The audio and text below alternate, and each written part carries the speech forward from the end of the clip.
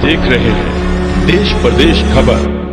बने रहे हमारे साथ। अंबाला में आज हरियाणा प्रोग्रेसिव स्कूल कॉन्फ्रेंस व integrated private school welfare society ने पत्रकार वार्ता कर हरियाणा विद्यालय शिक्षा बोर्ड पर आर्थिक दबाव बनाने और भेदभाव करने का आरोप लगाया। निजी आरोप है कि कोरोना टेस्ट के नाम पर उनसे भेदभाव किया जा रहा है। उनसे टीचर्स के टेस्ट के लिए 1600 रुपए की मांग की जा रही है, जो उन पर लाखों का आर्थिक बोझ डालेगी। ऐसा भेदभाव उनके साथ नहीं किया जाना चाहिए। प्रशांत मंजाल है, मैं state wise president Haryana progressive school conference हूँ। ये स्टेट वाइड हमारी एक एसोसिएशन है जिसकी 12 शाखाएं हैं और मैं अंबाला शाखा का भी वाइस प्रेसिडेंट। जो आज मुद्दे निकल के आए हैं उसमें जो मेन मुद्दा है वो है 1600 रुपये में कोविड टेस्टिंग टीचर्स के लिए। एक नीति निकाली गई सेंट्रल गवर्नमेंट द्वारा कि 9th to 12th की क्लासेस गाइडेंस के लिए लगाई जाएँ। उस नीति में ये कहा गया कि गाइडेंस के लिए जो SOPs बनाए गए, स्टैंडर्ड ऑपरेटिंग प्रोसीजर्स, उसमें ये कहा गया कि आपको सारी व्यवस्था को ख्याल में रखना है, सैनिटाइजेशन करानी है, सब कुछ कराना है, लेकिन टेस्ट का कोई नाम नहीं लिया गया। लेकिन हरियाणा सरकार ने, एजुकेशन डिपार्टमेंट ने एक नई गाइडलाइन इशू कर दी जिसमें कि टीचर्स का कोरोना टेस्ट कंपलसरी कर दिया। और उस टीचर्स का कोरोना टेस्ट कंपलसरी सरकारी सेंट्रल गवर्नमेंट की गाइडलाइंस में नहीं था और इससे हमें सबसे ज़्यादा दिक्कतों का सामना इसलिए करना पड़ा कि हम लोग जब हेल्थ डिपार्टमेंट में गए तो उन्होंने बोला जी कि हमें एक सेपरेट चिट्ठी इशू हुई है जिसमें कि नॉन मेडिकल पर्पज़ के टेस्ट के लिए, जिनके सिम्टम्स नहीं हैं, उसके लिए हमें 1600 रुपये लेने होंगे। तो ये दोनों डिपार्टमेंट्स की तालमेल की कमी के कारण हमारा प्राइवेट स्कूल का टीचर बहुत और प्राइवेट स्कूल्स काफ़ी सफ़र कर रहे हैं क्योंकि हम अभी तक क्लासेस शुरू नहीं कर पाए हैं। और एक DO साहब को एक चिट्ठी इशू करी थी डायरेक्टोरेट ने कि इस चीज़ के लिए तालमेल बिठाई जाए DC से और CMO साहब से, लेकिन प्राइवेट स्कूलों को उसके लूप में नहीं लिया गया। सारे सरकारी स्कूल्स की टीचर्स का कोविड टेस्ट या हो चुका है या शेड्यूल हो चुका है, अभी तक नहीं हुआ है। लेकिन प्राइवेट स्कूल्स को ना तो कोई चिट्ठी आई, ना पूछा गया, बल्कि एक चिट्ठी जरूर आ जाती है पूछने के लिए कि आज कितने बच्चे आए और कितनों ने अपने कोविड टेस्ट करा लिए। तो इस चीज़ के लिए हम लोग अफोर्ड नहीं कर पाएंगे ये कराना, और ये जायज़ भी नहीं है इस चीज़ का। ज़िले के अंदर हमारे हिसाब से अभी सब इसी चीज़ की वेट कर रहे हैं कि 1600 रुपये के चार्जेस को वेव ऑफ किया जाए ताकि हम टीचर्स के लिए टेस्ट कराएं और उसके बाद खोल सकें। अभी स्कूल नहीं खुले हैं हमारे ज़िले में।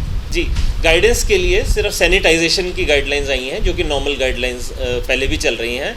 ऐसा कुछ नहीं आया, सिर्फ एक 6 फीट की दूरी होनी चाहिए बच्चों में, तो क्लासरूम के साइज़ के हिसाब से 6 फुट या 2 गज़ की दूरी के हिसाब से बच्चों को बिठाया जा सके, बस सिर्फ यही गाइडलाइंस आई। जी, हमारी संस्था HPSC ने स्टेट लेवल पे CM साहब को, हेल्थ मिनिस्टर को, एजुकेशन मिनिस्टर को, सबको और डायरेक्टोरेट को, सबको रिप्रेजेंट किया है, लेकिन अभी मीटिंग नहीं हो पाई है। मीटिंग की जल्दी व्यवस्था की जा रही है।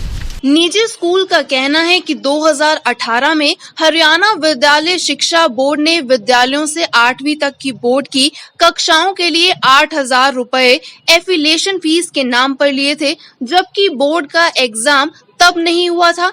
इसलिए या तो उनका पैसा रिफंड किया जाए या उसे आगे एडजस्ट किया जाए।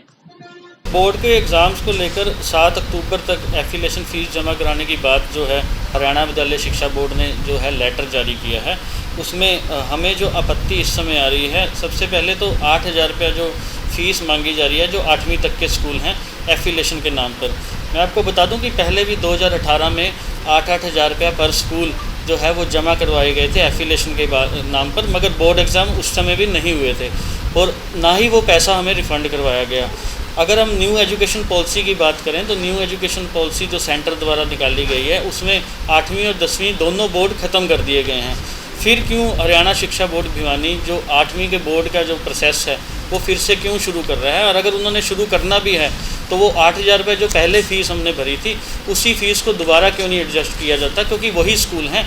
उसके अलावा अगर 2 साल में कोई और नए स्कूल मान्यता प्राप्त हुए हैं तो उनसे वो 8000 रुपये लिया जाए, जो बाकी जो हज़ारों स्कूल बाकी थे उनसे वो 8000 रुपये दोबारा क्यों मांगा जा रहा है, जो कि ऑलरेडी एफिलिएशन की फ़ीस वो दे चुके हैं पहले से। लेवल पे हम रिप्रेजेंट कर रहे हैं इसको लेकर, और अगर सरकार और शिक्षा विभाग अगर हमारी बात नहीं सुनता है इसको लेकर तो हाई कोर्ट में हम इसके अगेंस्ट केस ज़रूर फाइल करेंगे, क्योंकि एक बार एफिलिएशन फ़ीस अगर हमने परमानेंट के लिए दे दी है तो दोबारा उसका मांगने का कोई औचित्य नहीं है विद्यालय शिक्षा बोर्ड द्वारा। देखिए, मैं आपको साफ कर दूं कि ना तो प्राइवेट स्कूलों को ना ही प्राइवेट स्कूल में पढ़ने वाले बच्चों को सरकार अपना बच्चा मानती है। हमारे साथ हमेशा ही भेदभाव की नीति अपनाई गई है, चाहे वो कोविड का कोरोना टेस्ट हो, उसको लेकर हमारे टीचरों से भेदभाव की नीति लगाई गई। और अब भी 9 से +2 के जो स्कूल खोलने की बात हुई है, 21 सितंबर से स्कूल खोले गए हैं। विभाग को कोई लेना देना नहीं हमारा स्कूल खुले या ना खुले, उन्होंने सिर्फ अपने सरकारी स्कूलों की तरफ ध्यान देना है। सिर्फ चिट्ठियां निकालने के लिए हमारे ऊपर अलग अलग तरह के आरोप लगाने के लिए, अलग अलग तरह के रूल रेगुलेशन लगाने के लिए, लेटर निकालने के लिए किया जा रहा है। अप्रैल से लेके अब तक जो भी माहौल ख़राब हुआ है, हम बार बार कहते हैं उसका जो जिम्मेवार है वो शिक्षा विभाग है, क्योंकि उन्होंने ही जो आदेश थे फ़ीस को लेकर पहले गलत निकाले और बाद में 3-4 महीने बाद जब हाई कोर्ट से उनको हार का सामना करना पड़ा तो अब भी वो 2 महीने हो गए, अभी तक भी उन्होंने दोबारा जो आदेश हैं, जो हाई कोर्ट के क्लियर इंस्ट्रक्शंस हैं, उसको अभी तक भी लागू नहीं करवाया गया।